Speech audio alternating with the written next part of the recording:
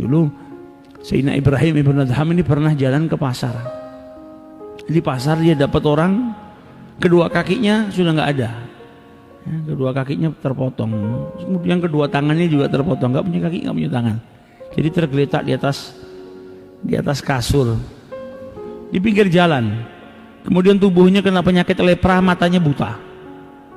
Jadi nggak punya dua tangan, nggak punya dua kaki, kena penyakit lepra, buta matanya. Setiap orang yang lewat ngasih makanan langsung dimasukin ke mulutnya. Setiap orang ini dikasih makanan masuk ke dalam mulutnya, ngucap Alhamdulillah atas kenikmatan yang luar biasa yang kau berikan kepadaku ya Rabb. Ibrahim ibn Adham melihat orang tersebut tadinya mau jalan, dengar yang diucapkan Alhamdulillah atas kenikmatan besar yang engkau berikan kepadaku ya Rabb, berhenti dia. Kenikmatan apa yang besar ini?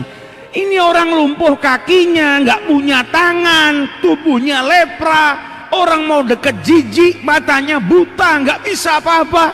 Kau dia ngucap atas kenikmatan yang besar. Nah ini kadang kita disuruh ngelihat orang yang di bawah kita, orang ini, supaya kita bisa merasakan atau menyadari kalau kita punya kenikmatan yang besar yang orang lain nggak punya. Maka berhenti Ibrahim bin Adham, dideketin orang itu sama Ibrahim bin Adham. Dia ngucap salam, Assalamualaikum, dijawab Waalaikumsalam ya Ibrahim. Kaget Ibrahim bin Adham. Ini orang pertama kali saya lihat, saya nggak kenal. Orang ini buta.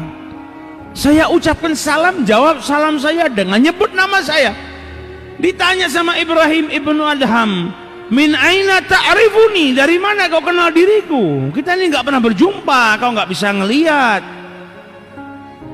Maka dijawab sama orang tersebut, ma jahiltu syai' mundu araftullah, nggak ada yang tidak aku ketahui semenjak aku kenal dengan Allah subhanahu wa ta'ala.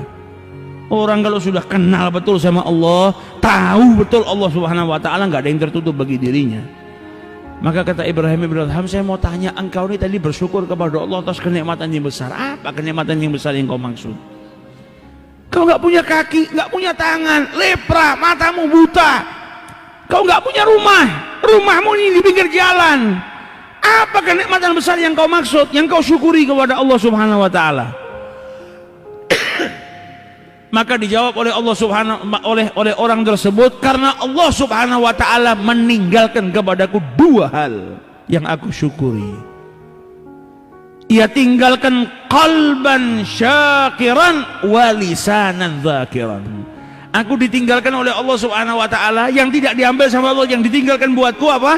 Lisan yang berzikir kepada Allah dan hati yang bersyukur kepada Allah subhanahu wa ta'ala. Apakah dua hal tersebut bukan sesuatu yang besar, yang layak untuk aku syukuri? Apakah ada kenikmatan yang lebih besar daripada itu?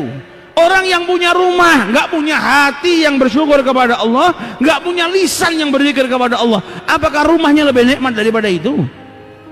Apakah ada yang bisa mengalahkan dua hal ini? Lisan yang selalu berzikir dan hati yang bersyukur kepada Allah. Nggak ada, ini kenikmatan yang besar. Alhamdulillah masih disisakan oleh Allah subhanahu wa ta'ala kepada diriku.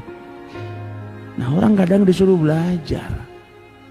Jadi jangan kita lihat orang-orang yang di pinggir jalan ini orang-orang kurang. Justru bisa jadi dia guru kita yang ngajarin kita. Dia bisa membuka diri kita supaya lebih sadar. Justru Ibrahim bin Adham diajarkan sama seseorang yang fakir seperti itu. Kalau lisan yang zakir dan hati yang syakir, itu lebih mulia daripada kenikmatan apapun yang kau miliki.